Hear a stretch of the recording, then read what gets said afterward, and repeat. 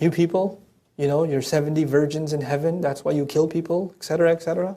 Does Quran mention beautiful spouses in paradise? Yes, he does. There's no hiding from it. And actually, when I was in my exploring religion phase, this is one of the things that I couldn't answer for myself. Why does God mention this? And actually, of course, none of you sisters have this question, but you know sisters that have this question. Brother, Quran talks about these spouses for men in paradise. What do women get? None of you have that question, of course, because you know someone who does. Right? So I'm just talking to that someone. You can tell them about their confusion when we're done with this discussion. Because never has a sister come to me and said, I have this problem. She says, my cousin, my friend, there's a sister I know who was asking me, and I was wondering how I could answer her. Okay, we'll play along, that's fine. No problem. But the question actually arose in my mind too. What's the deal with these kinds of like sensual rewards and beautiful women and all of this stuff? And they're physically being described too. This surah actually minimally describes them physically. But even then, why? And I was kind of seeking the answer, and rahimahullah, I had very brief conversations with this man, Dr. Israr Ahmed. Very briefly did I get to personally meet him. And it's a very intimidating personality, rahimahullah. He passed away. And he was actually visiting New York, and he's sitting there, and the first time I saw him without his hat on, sitting on a couch in one of the uncles of Marhub's house, he's sitting there, and he's lost in thought. He had like Pat Riley slick hair back, and I was like, yeah, that's scary. So I'm just sitting next to him, awkward silence, and of all the things that could have come, I had so many questions. I was like, so, why does Allah talk about Hur in paradise? Oh God, what have I done? That's all he knew of me. Okay. So he tells me something. This is his own insight, but I found it profound. He said that he said it from one perspective, and then actually an elder that I love and respect a lot, again in New York, and shared with me another perspective, piece of wisdom that it satisfied me at least. I don't know if it'll satisfy you, but I'll share what I found to be satisfying to me. He said, young men in a society that are exposed to fahsha all the time, the thing that the Prophet fears for his ummah is shamelessness the most. And our religion, compared to any other, is the most conservative and the most restricting when it comes to interactions between men and women. From dress code, to the kinds of conversations you can have, to khalwa, to being alone with a non-mahram, to the settings and gatherings and things like that. It has the most restrictions. After all, you guys haven't gone through it, but if you get a chance, go back to the recordings and go through Surah An-Nur. Surah An-Nur talks about even the code of people coming and knocking on your door, that they shouldn't just walk into your house. Let the women make the arrangements and be in a separate place and all of that. There's a proper code, and so much so that there are hours of the day where your children can't walk into the bedroom. They have to knock outside. You have to have code put in your home for gender interaction. It's pretty amazing stuff. How boys after a certain age or kids after a certain age can't share a blanket. They can't even share a blanket with each other. There's so many incredible restrictions about this stuff. There's so many precautions about this stuff in our religion. It's kind of something to wonder about. And then the exact opposite is described in Jannah. Right? This is a young man, he's got no restrictions, he's got beautiful spouses and this and that, and they're this beautiful and that beautiful, and their attributes are being described. And Dr. Sahab rahimahullah said, this is precisely why. This young man is going to go to college and he's going to keep his eyes low, and there's going to be a girl barely dressed. He's going to say, hey, how you doing? And he's not going to look back. He didn't say it that way, but he's not going to look back, and he's going to say, Allah has better for me. No, Allah has better for me. Allah has better for me. And he's just going to keep himself safe. Even though his raging hormones inside are asking him to, his eyes are begging to look. His curiosity is begging.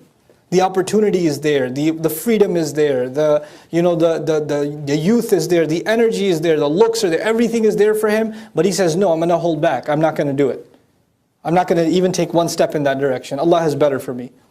All his friends are heading in that direction and he doesn't. And then it's only a matter of Allah's brilliant justice that in Jannah, the drinks that we were forbidden, He offers. The joys we denied ourselves, Allah offers and says, look how you held yourself back. Here you go. Enjoy. Go ahead. I've opened that door for you.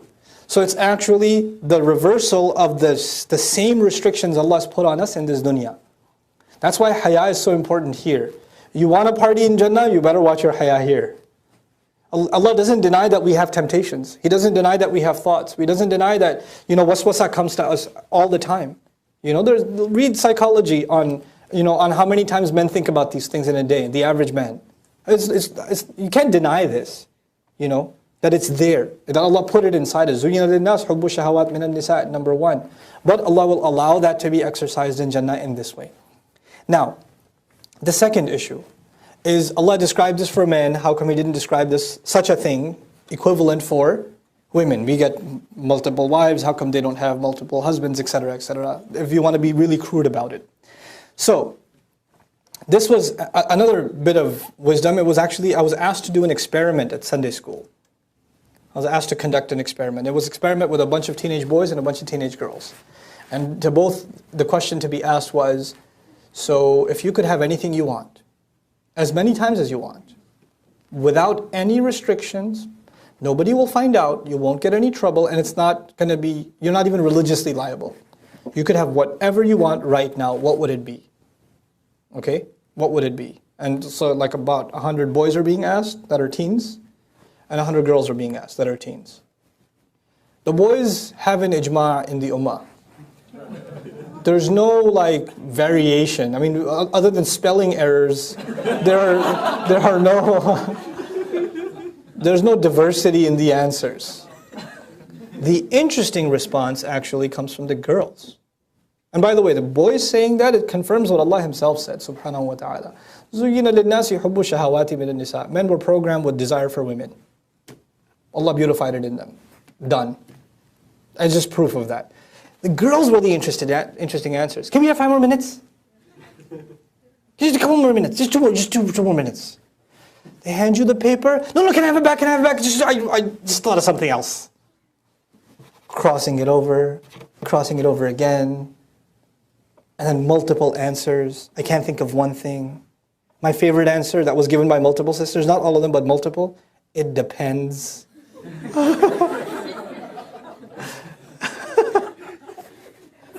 It's too good.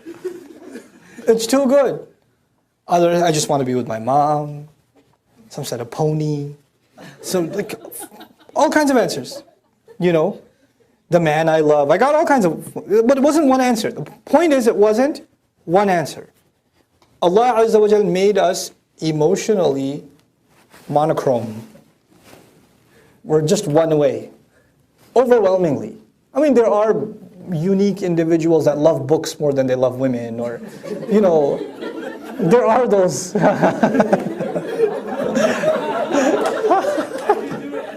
How do you do it? Okay. But overwhelmingly, He made us one way. And so Allah described it. Now, I don't want to appease to sisters. This is my own conviction, and I'm not shy. Personally, I don't think I'm shy to explain what Allah Azza wa Jal does. We have to be true to Allah's word. We're not here to make anybody happy or upset. We're just here to explain to the best of my understanding, what Allah Azza wa Jal says. Okay? In my personal opinion, the rewards of women described in Jannah are actually more eloquent. They're more eloquent. I'll share with you an Arabic expression you might be familiar with. رُبَّ سُكُوتٍ. I don't know, the quiz is on Monday. رُبَّ سُكُوتٍ أَبْلَغُ مِنْ كَلَامٍ. Perhaps silence speaks more loudly than speech. Allah Azza wa Jal is silent on this, not to say that there are no rewards, but they're beyond words. And this happens in the Quran, as a matter of fact. There are rewards for different kinds of deeds, but sometimes there are deeds that are so magnificent to Allah that they can't even be put in words. So what does Allah say about those kinds of deeds? فَأَجْرُهُ عَلَى اللَّهِ. Then the compensation of such a deed is on Allah. Allah will take care of it. He doesn't even say gardens and rivers and spouses. It's beyond description. So He just says, I'll take care of them. It's on me. That's the reward, by the way, incidentally, that indescribable reward is for someone who forgives somebody. Even if they have had the power to take revenge and they still forgave, then that person gets a reward that can't even be described. Allah just says, I'll take care of him. Ajruhu, it's on Allah. Allah will take care of him. Subhanallah. Now, For women's rewards not to be described is not to take away, but to actually elaborate, further leave to the imagination. And incidentally, no Muslim believer, man or woman, should feel like they're going to be shortchanged. Get to Jannah, you won't be disappointed. What am I going to get though? I don't know if I'll like it. You'll like it. What's the proof you'll like it? Surah Fussilat. Surah number 41. Allah Azza wa Jalla says to all of humanity, وَلَكُمْ فِيهَا مَا تَشْتَهِي أَنفُسُكُمْ. You will have whatever you desire. That's open to men and women. Whatever you want will be there. And then some. And then some. وَلَكُمْ فِيهَا مَا تَدَّعُونَ. And whatever you might come across, later might pop in your head. You place an order for something later on. Oh wait, but I wanted that too. Fine, you can have that too. You can't just, it's not like you already placed the order, it's non-refundable. You're stuck with it. No, you can change your order. You can order something else. Great. That door is open to both men and to women.